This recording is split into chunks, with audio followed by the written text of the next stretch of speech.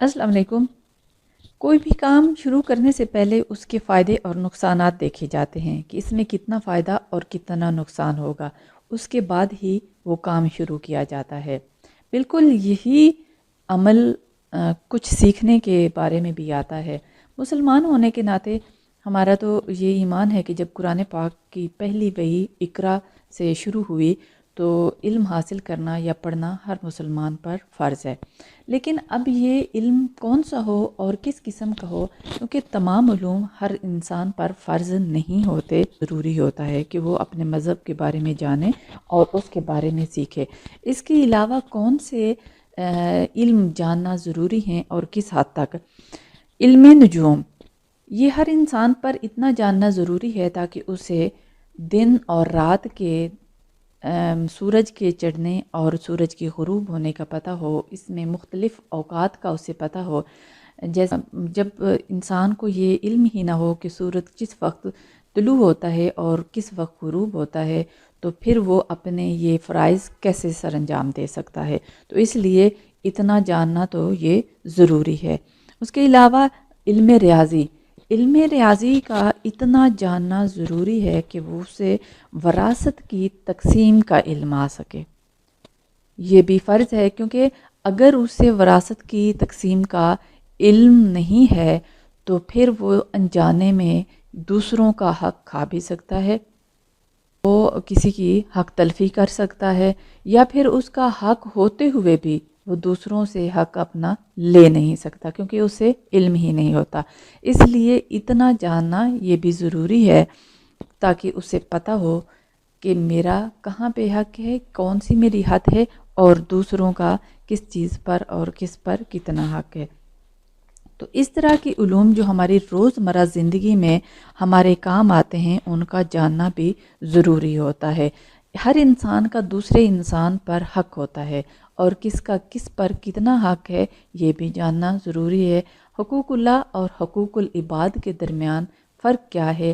حقوق اللہ ہر مسلمان پر دن میں صرف 5 نمازیں فرض ہیں، اس کے علاوہ روزہ، زکوٰۃ وہ سالانہ ہوتے ہیں، لیکن کے علاوہ حقوق العباد آتے ہیں اور حقوق العباد کو ہم بالکل اگنور کر دیتے ہیں یا بھول جاتے ہیں۔ تو حقوق اللہ تو اللہ تعالیٰ کی ذات فرماتی ہے کہ میں چاہوں تو اسے معاف بھی کر دوں، لیکن جو حقوق العباد ہیں وہ بندے کا بندے کے ساتھ، یعنی کہ مخلوق کا مخلوق کے ساتھ معاملہ ہے، تو لہٰذا وہ پورے ہونے چاہیے۔ اب آتا ہے کہ باقی جو علوم ہم سیکھتے ہیں اس میں دیکھا جاتا ہے کہ اس میں ہمارے دین اور دنیا میں کس حد تک ہمارے لیے یہ فائدہ مند ثابت ہو سکتا ہے، کیونکہ ایسا علم جو ہمارے لیے کسی طرح کا بھی فائدہ نہیں پہنچاتا، نہ ہمارے اس جہاں میں نہ اگلے جہاں میں، اس کے بارے میں ارشاد باری تعالیٰ ہے وَيَتَعَلَّمُونَ مَا يَضُرُّهُمْ وَلَا يَنْفَعُهُمْ، وہ ان باتوں کو سیکھتے ہیں جو ان کو ضرر پہنچائیں اور انہیں کوئی فائدہ نہ پہنچائیں۔ اب دیکھیں یہ کون سی علوم ہیں اور اس کا ان سے کیوں روکا گیا ہے؟ یہ وہ علوم ہیں جو ہمیں کوئی فائدہ نہیں پہنچاتے، لیکن ہمارا اپنا بھی وقت ضائع ہوتا ہے، اور وقت بہت قیمتی چیز ہے، اللہ تعالیٰ کی بہت بڑی نعمت ہے۔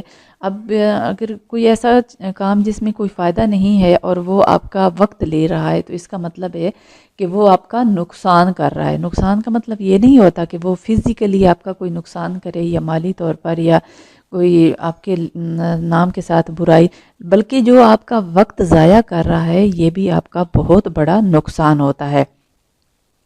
تو حضور اکرم صلی اللہ علیہ وآلہ وسلم اکثر یہ دعا کیا کرتے ہیں، اعوذ بک من علم لا ينفع، اے خدا میں پناہ مانگتا ہوں ایسے علم سے جو نفع نہ پہنچائے۔ ہمارے ہاں جو موسٹلی ہمارے رائٹر بھائی ہیں تو وہ ایسی مافوق الفطرت باتیں کہانیاں لکھ دیتے ہیں جن کا حقیقت سے کوئی تعلق نہیں ہوتا، پھر دوسروں کو کہ یہ پڑھیں، اس پہ کمنٹس دیں۔ اب وہ خود اپنا وقت تو ضائع کرتے ہی ہیں، اس میں کوئی سبق نہیں ہوتا اور نہ ہی اس میں کوئی ایسی دلچسپی والی بات ہوتی ہے، اور اپنے وقت کے ساتھ ساتھ وہ دوسروں کا بھی وقت ضائع کرتے ہیں۔ کہ اپنے گناہوں کے ساتھ وہ دوسروں کے گناہوں کا بوجھ بھی اپنے سر اٹھائیں گے۔ یہ وہ لوگ ہیں جو اپنا بھی وقت ضائع کرتے ہیں اور اپنے وقت کے ساتھ ساتھ دوسروں کا بھی وقت ضائع کرتے ہیں۔ علم کے ساتھ عمل بھی ضروری ہے۔ تھوڑے سے علم کے لیے بہت زیادہ عمل درکار ہے۔ دونوں باہم لازم و ملزوم ہیں، لہٰذا علم کے ساتھ عمل ہمیشہ پیوست رہنا چاہیے۔ اسی طرح بغیر علم کے عمل رائیگاں ہی ہے۔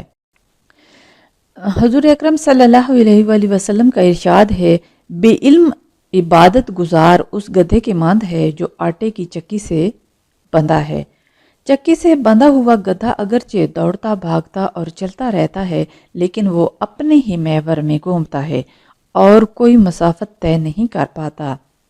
ایک گروہ ایسا ہے جو کہتا ہے کہ علم کو عمل پر فضیلت ہے، اور دوسرا گروہ وہ کہتا ہے کہ جی عمل کو علم پر فضیلت ہے۔